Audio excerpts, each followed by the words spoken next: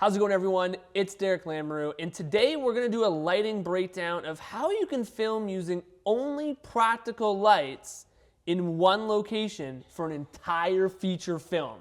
Let's get into it. You're in pre-production and you're making decisions about lighting packages and camera packages. What kind of led you to choose that specific camera package?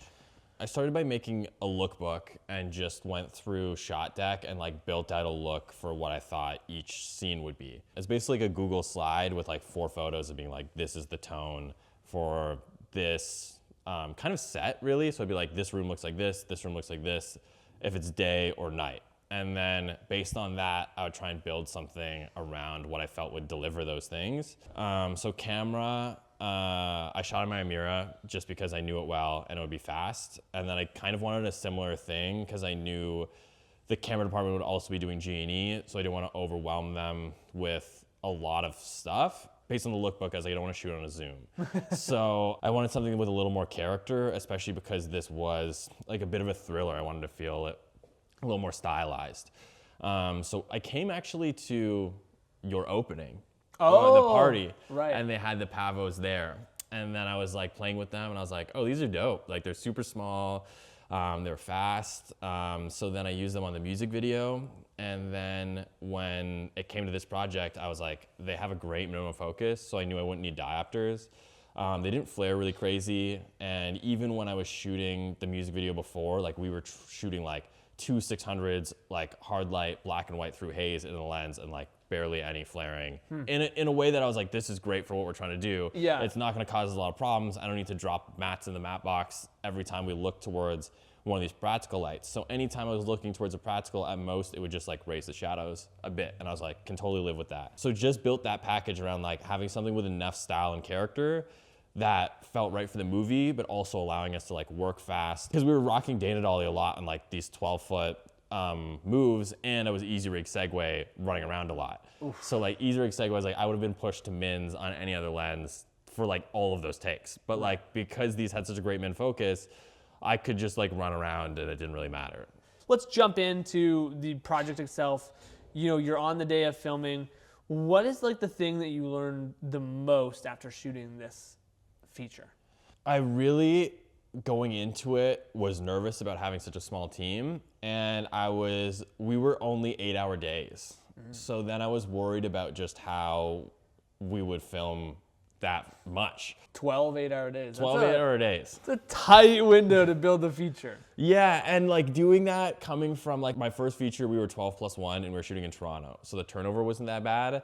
So I felt like we had so much time. So when we were shooting this, I felt like, you know, with lunch and everything, I was like, this feels like half the day. But with travel, you were almost at 12-hour days because everybody's coming from Toronto. So it felt long in some extent. By like day 8, you're just tired. You're like, I want to break. But at the same time, coming into it, we had prepped it so much and we had built the sets out so much that it felt really easy because we were just in the world. And because this church had no heating and we were there every day, it really felt like we were living the story of this girl being captive in the church. Like day 8, you're like, I've only seen this one dude and this girl for 8 days in this church with no heat, and I'm freezing and I feel like they feel in this movie.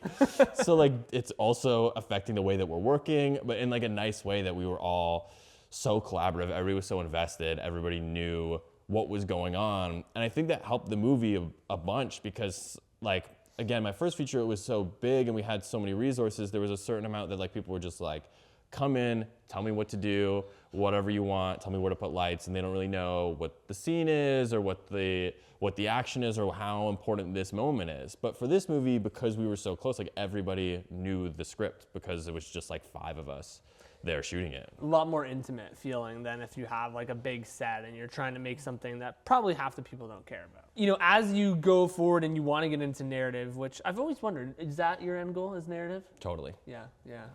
See, it's interesting. Why narrative over commercial? I mean, I have a documentary background, and that is very much just like story-based. And from my experience with like working on my friends' commercials, I think that like commercials aren't always story-based, and sometimes you just are doing like a product and you lose a bit of control over like what your images are or what you're saying. And I haven't done a lot of commercial, to be fair. That isn't really my world, but like I've always just kind of been like drawn to this kind of like free form storytelling. And with the documentary background, I like being able to just like run around and do a bit of whatever I want, which I feel like you don't really get to do with commercials. Not most of the time. Yeah. With the sense of like, hey, we've got a smaller team for this project. You know, it's a narrative. We've got a tight time window. We've got limited gear. How do you go, this image is not perfect, but it's good enough to tell the story? How do you battle that element as a DP? Man, that's really hard. I think like the documentary background really helps that, because a lot of that, it was just me and the director for like years of shooting docs. And I would just have to look at a room and be like, where is the light coming from? Where's the sun? What are the windows? How can I like close blinds and turn on lights and turn on lamps and like try and get a shape, and then like shoot. I would start building axes where I was like, this is shadow side and this is key, and you know, you work around just like whatever a space is. And then sometimes that's just what your, you know, what your image is and what your ratios are. And then based on that, you know, you start dropping NDs and changing your iris in the middle of shots as the sun like breaks through the clouds. And like that world is then you're like, okay, this is how you get like a good image. So with this movie, I think it was really just like fighting for not like what was a perfect image, but like fighting for what felt right for the scene. And I think that helped me kind of release the like perfectionism of like lighting, where I would just be like, it doesn't have to be perfect, or like I would look at my lookbook and be like, it's not exactly this, but then it would like, that doesn't matter. It was more like, is this serving what this scene feels like, or what is the emotion of this scene? And I'd try and just like write out like almost what is a tangible emotion that this should evoke. And then if that, I feel like that's being evoked with the setup or the texture of the lighting, then that feels like a success in what the scene should be. Interesting. So it's not about like each frame, you know, we get caught up on Instagram, I think all the time. People are like, this is my 10 best frames from this project or this. And it's like, well, the frames sometimes don't tell a story. The story is still, you know, the most important part. And if you didn't tell a story because the visuals got in the way, I don't think DPs do their job if they do that. Totally. And I feel like we get caught up in like, you know, this frame that looks beautiful, and then you like zoom out and there's like 50 flags around the person and they can't move, and you're like, it's not practical to shoot that way for the way that I work, the kind of stuff that I'm doing. So I'm more trying to light with like broad strokes around spaces in a way that, yeah, like it feels right or evokes the right emotions. Yeah, and people, the actors have the freedom to do what they want, as opposed to being like, you can only move 6 inches and then you're off the frame. Yeah, and I can't look that way because there's whatever stand and flag in the way. Let's look at this frame here. I assume you start with your wides when you're lighting most things. Okay. I am genuinely curious. How did you light this scene? Okay, so this whole space is like where most of the movie takes place. And we started the first day, the first shot of this movie was like from this balcony up here, me handheld looking down. So it was kind of like a wide setting the tone of what the space was gonna be. And that kind of set my exposure for what the world was too. So I ended up shooting the movie at like 320 ISO to get really good. I'm obsessed when I shoot dark stuff to shoot at really low ISOs to get really good shadow retention. So the ARRI chart is like at around 320, 200, you get like 9 stops under and like 5 stops over, which I love because I'm like, I'll lose my highlights, but I want to like live in this kind of like gradation of the shadows. So for this, once we set that, we like come down here to this world where like also comes down to our prep where we had to like black out all of the windows. So we had like 2 rungs of scaffolding on the left and right side of this frame that we then have like plastic sheeting. And then we basically like ratchet strapped on this top balcony. From my grip days, I have like all this rope for tying down frames. So we just looped those and then ratchet strapped rope all the way across. We did that once at the back and then once more where this light is. And then that light is just like Home Depot chain link looped over. So we set it by getting roofing paper from Home Depot, blacking out all the windows, and then drop sheeting black plastic to build the set. And then for the master, for this space, basically, it's like this is one place where he constantly tortures her.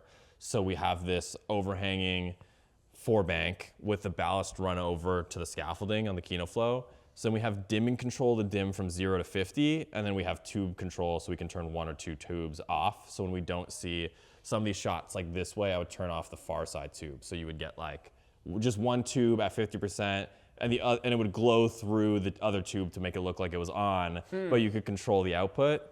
And then these are the 600 watt construction lights that are just straight halogen lights that we put on 1K dimmers, and I would run those like as low as I could on the dimmer just to give like a little glow and like little hits. But it allowed us to key parts of the set that were just far away from this large overhead. Now, for people that are like, well, Jason, why wouldn't you just use a bunch of LED fixtures and put them in where those practicals were? What was the reasoning for not choosing that? We could put Titan tubes in it, but I know you're gonna see them, and I know you're gonna see the little clips around the lights, and it's gonna take me out of it, and I think you'll start to notice it as it takes you away from the set. But I also know myself in a way that I think I'm gonna be finessing like a Titan tube like nobody's business throughout the shoots, trying to dim it and get the right thing and blah, blah. And I was like, I just want to take that control away from me a bit and just like live in the practicals of it. So like if those were like little MCs or whatever inside these construction lights, I think it would have just been too much to see. And like right now you can see the actual bulb in the light, and like I don't mind looking at everything because I know it should be there. It's not a film light. It's not a film light. Did you have a lot of say with art department? Well, I mean, we didn't have art department. Oh, so this was all you guys? This was just me and Adam, where we just like, we're going to Home Depot, we're getting some lights. He started the movie by being like, I don't want you to get any film lights. I'm just gonna get these two 1.2K construction lights, and we're gonna shoot the whole movie with that. Wow. And I was like, no, I need a little bit more. So then I got the 3 Home Depot 4-foot halogen lights, or 4-foot fluorescent lights, and I added that. And then this is also, there's a 1200D on a turtle base on this top with like a cyan gel that's just our shadows. And in certain moments, all the lights are turned off in the movie. So I kept this kind of like blue level to feel like you could still see when the lights were turned off, and it made sense. And then inside all the windows, I wanted it to feel like there was like an other world, and there was depth, that like things that he was dabbling in this factory. So we would just put infinity bars somewhere behind all the frosted windows and just dial them in on the iPad. And then anytime we looked up, we would just turn them on. And then anytime they were off, we would just leave them off. And they were just to add like this little bit of texture. Now, I noticed that you chose like a cyan color for him. Why that color over another color? What made you choose that? I think this cyan just felt cold in a way that I wanted this kind of like steely cyan that felt almost muted but cold in a way that this character was. Like he's kind of a psychopath, and he doesn't really relate to people. And in the way that he relates to this girl, he's very creepy about it. Like he researches her, he finds information about her and then presents it to her while she's captive. And I wanted him to feel almost inhuman in a way that it felt like a cold winter day, and we brought that out. And then we would kind of have these tungsten hits on him. He plays multiple characters, and when he's a warmer character in his mind, we start to play these tungsten hits on him a little bit more as we kind of like warm him up. Now, I'm curious, how does, everyone gets so caught up in like CRI and skin tones, and obviously, there's some metrics to that, but I mean, I've watched this. I've looked at the frames, and I don't think I would have ever guessed that you used Home Depot lights. Yeah, I mean, I didn't like color meter the lights before we shot or anything, but I felt like whatever it was giving is how that space looked. And even if the shift was bad and like more to a green, which I think it was, and I had different bulbs that I would put in, so there were some that were 6,000 Kelvin and some that were 4,000, and I balanced that at 3,200. So we would push the blue naturally just with the bulbs being a cooler light. And then the only thing is that cool kind of got into the skin a bit, and you could separate that in the grade, but I was like, this is what this looks like. And if it's a greener shift on the fluorescent, that's fine. Like, I like that. That feels authentic. No, I love it. I love, like, you just look at his skin, like if we go into one of these close-ups. And these are just like, this is like, I think we just had like a magic cloth to the right of frame, or to the left of frame, and it just scoops that around. Which, like, in another world, I would have been like, I have to key this. Like, bring me a softbox to the left of him and blah, blah, blah. But, like, because I was like, we can't even do that. How can we be fast? But now I'm like, I want to do that all the time. I just want to bring, like, a balance and just move. I feel like you open yourselves up to this, like, creative flexibility of, hey, we're removing all of the barriers that we could have, and now we get to focus on just a couple of important things. Dude, it's so smart. Like, I love the way this film looks. Like, you would never know that this was filmed with bulbs from Home Depot. Straight up just bulbs from Home Depot, you know? And all of the like the skin and everything on this is like, the only film lights are like far away. There's like infinity bars in the top level or the 1200D. There's nothing on the ground that's a film light. And the only things on the ground come in are grippage. That's crazy. Well, let's look at this close up here with the hands. So this is obviously on the 28 mil. Yeah. Love that. I love that.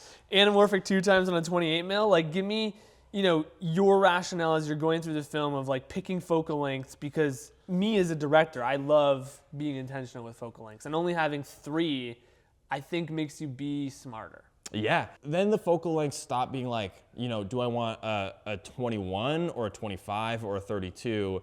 It's just like, do you want to be wide? Do you want to be medium? Do you want to be tight? And you just make those decisions, and then you just move in. And we did some like wide angle top down close-ups on her when she like wakes up, and the 28 has this like crazy distortion that feels weird, but you can utilize that to like when she feels paranoid or freaked out. But then, you know, when he's being really intense, you know, we come in on the 75 and it feels strong. But you can also, again, like just be faster with your decisions because there's less to choose from.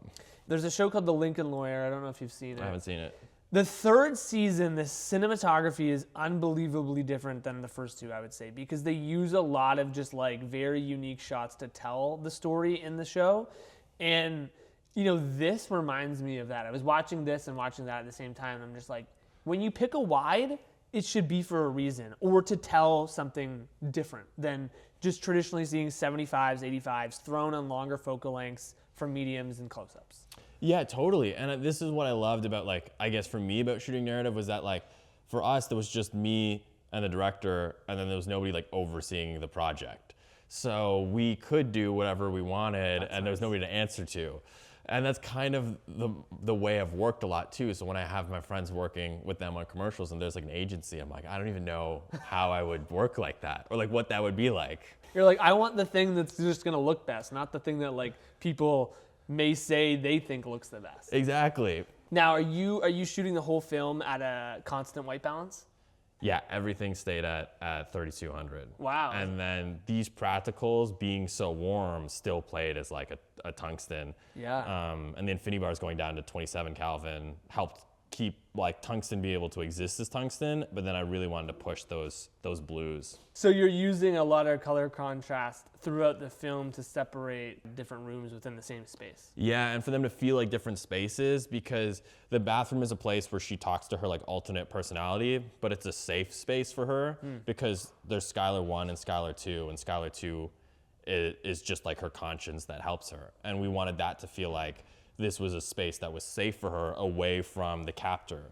So that was totally tungsten, and then we want that tungsten glow to feel like it's kind of emanating on her, but it doesn't leak into the room where she's captive. Thanks for watching, and if you want to see more of Jason's work, definitely check out his Instagram. I'll leave that below. If you have a question or comment, please leave that below, and of course, don't forget to just tap that subscribe button for more videos.